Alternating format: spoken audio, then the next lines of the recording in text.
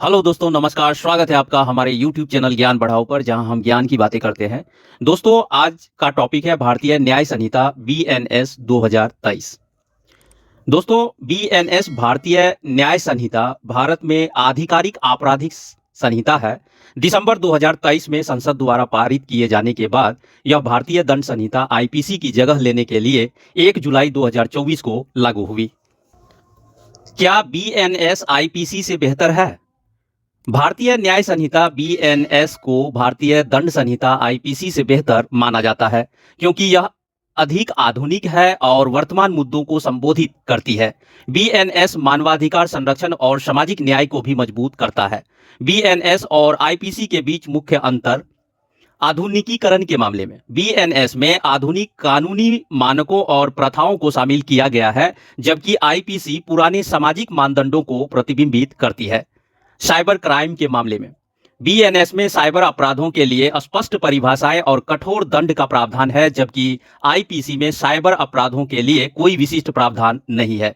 सामाजिक न्याय के मामले में बीएनएस में व्यापक सामाजिक न्याय संबंधी विचार सम्मिलित है, जबकि आईपीसी का सामाजिक न्याय के प्रति दृष्टिकोण कभी-कभी अपर्याप्त होता है। मानव अधिकार के मामले में बीएनएस मानवाधिकार सुरक्षा को मजबूत करता है, जबकि आईपीसी में ऐसे प्रावधान शामिल हैं जो संभवतः लागू नहीं होते। सामुदायिक सेवा के मामले में बीएनएस में छोटे छोटे अपराधों के लिए सामुदायिक सेवा को दंड के रूप में शामिल किया गया है, जबकि आईपीसी में कारावास, जुर्माना या मृत्यु दंड पर जोर दिया गया है। अन्य बीएनएस की विशेषताएं: बीएनएस संगठित अपराधों जैसे नए क्षेत्रों को भी कवर करता है। बीएनएस में अंतर्राष्ट्रीय मानवाधिकार मानक शामिल है। बीएनएस में सरल प्रक्रियाएं शामिल हैं। बीएनएस में महिलाओं और बच्चों के विरुद्ध अपराधों के लिए कठोर दंड का प्रावधान है। बीएनएस भारतीय न्याय संहिता 2023 अध्याय 1, धाराएं 1 से 3 और अपराधों का वर्गीकरण। भारतीय न्याय संहिता क्या है? दोस्तों, पहले जो भारतीय दंड संहिता 1860 आईपीसी थी, अब उसकी जगह भारतीय न्याय संहिता 2023 बीएनएस 2023 आ गई है। मतलब अब अपराधों और सजाओं के नियम नए बन गए हैं। कौन कौन सी धाराएं हैं? धारा 1, नाम और सीमा। इस कानून का नाम भारतीय न्याय संहिता 2023 है और यह पूरे भारत में लागू होता है। मतलब कोई भी अपराध भारत में होगा तो इसी कानून के हिसाब से कार्रवाई होगी। धारा 2, भारत के भीतर अपराध पर लागू। अगर कोई आदमी भारत के अंदर कोई अपराध करता है तो इसी कानून के तहत उसे सजा मिलेगी, चाहे वह भारतीय हो या विदेशी, फर्क नहीं पड़ता। धारा 3, भारत के बाहर अपराध पर लागू। अगर कोई भारतीय विदेश में भी कोई अपराध करता है तब भी उस पर भारतीय कानून लागू होगा। मतलब अगर कोई भारतीय व्यक्ति किसी दूसरे देश में कोई गंभीर अपराध करता है तो भारत की सरकार उसे पकड़कर यहां सजा दे सकती है। दोस्तों, अब हम बात करेंगे अपराधों का वर्गीकरण की। जैसे अपराध कितने तरह के होते हैं? दोस्तों, अपराध को 3 तरीके से बांटा जाता है: संगीन और गैर संगीन अपराध, heinous and non heinous crimes. संगीन अपराध ये बहुत खतरनाक अपराध होते हैं, जैसे हत्या, बलात्कार, डकैती, देशद्रोह, आतंकवाद वगैरह। इसमें सख्त सजा होती है, ज्यादातर उम्र कैद या मौत की सजा भी हो सकती है। गैर संगीन अपराध ये छोटे मोटे अपराध होते हैं, जैसे छोटी चोरी, गाली गलौज, बिना हेलमेट गाड़ी चलाना आदि। इनमें कम सजा होती है, ज्यादा से ज्यादा जुर्माना या कुछ महीने की जेल। संज्ञेय और असंज्ञेय अपराध, cognizable and non cognizable crimes. संज्ञेय अपराध इसमें पुलिस को बिना कोर्ट की इजाजत के सीधे गिरफ्तार करने और जांच शुरू करने का हक होता है, जैसे हत्या, लूट, अपहरण, बलात्कार। असंज्ञेय अपराध इसमें पुलिस को पहले कोर्ट से अनुमति लेनी पड़ती है, फिर कार्रवाई कर सकती है, जैसे धोखाधड़ी, गाली गलौज, मारपीट, छोटे चोटों के मामले में। जमानती और गैर जमानती अपराध, bailable and non bailable crimes. जमानती अपराध इसमें आरोपी को जमानत मिल सकती है, जैसे छोटी चोरी, पब्लिक में झगड़ा करना आदि।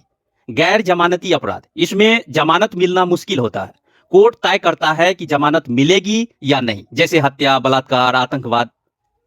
तो दोस्तों समझ लो कि भारतीय न्याय संहिता 2023 अपराधों और सजाओं का नया नियम है। कोई भी अपराध भारत में होगा या किसी भारतीय द्वारा विदेश में होगा तो यही कानून लागू होगा। अपराध छोटे, बड़े, गंभीर, गैर गंभीर, जमानती, गैर जमानती, इन तीनों तरीकों से बटे होते हैं। अब अगर कोई गलती से भी गलत काम करेगा तो इस नए कानून में उसके लिए क्या सजा है यह तय होगा।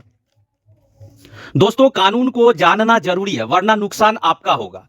अब क्योंकि भारतीय न्याय संहिता 2023 BNS 2023 नया कानून है तो कुछ जरूरी कानूनी सलाह जान लो जिससे कोई मुसीबत ना आए। कोई भी अपराध मजाक नहीं है। अगर आपको लगता है कि छोटा मोटा अपराध कर लेंगे बच जाएंगे तो भूल जाओ। अब कानून सख्त हो गया है, खासकर बलात्कार, मॉब लिंचिंग, अपहरण, साइबर अपराध, देशद्रोह जैसी चीजों पर। सोशल मीडिया पर भी ध्यान रखें, गलत भड़काऊ पोस्ट डालना अब भारी पड़ सकता है। जमानत हर बार नहीं मिलेगी। अब यह मत सोचो कि पकड़े गए तो जमानत ले लेंगे। अगर अपराध गैर जमानती है, नॉन बेलेबल है, जैसे हत्या, बलात्कार, आतंकवाद, देशद्रोह, तो कोर्ट ही तय करेगा कि जमानत मिलेगी या नहीं। पुलिस केस कैसे हैंडल करें? अगर गलती से आप पर कोई केस दर्ज हो जाए या पुलिस पकड़ने आए तो घबराने की बजाय ये करें, पहले वकील से बात करें। बिना कानूनी सलाह के कोई भी पेपर साइन मत करो। अगर संज्ञेय अपराध कॉग्निजेबल ऑफेंस है तो पुलिस बिना वारंट गिरफ्तार कर सकती है। अगर असंज्ञेय अपराध नॉन कॉग्निजेबल है तो पुलिस कोर्ट की इजाजत के बिना गिरफ्तार नहीं कर सकती। सोशल मीडिया से भी जेल हो सकती है। अगर कोई गलत खबर फैलाई, किसी की छवि खराब की, झूठे आरोप लगाए या किसी धर्म समुदाय को भड़काया तो पुलिस सीधे कार्रवाई कर सकती है। किसी भी व्हाट्सएप, फेसबुक, इंस्टाग्राम, ट्विटर्स पर फालतू विवाद में न पड़े। सरकारी अफसर से बदतमीजी न करें। अगर किसी पुलिस वाले या सरकारी अफसर से झगड़ा किया, मारपीट की, सरकारी काम में दखल दिया तो केस पक्का हो जाएगा।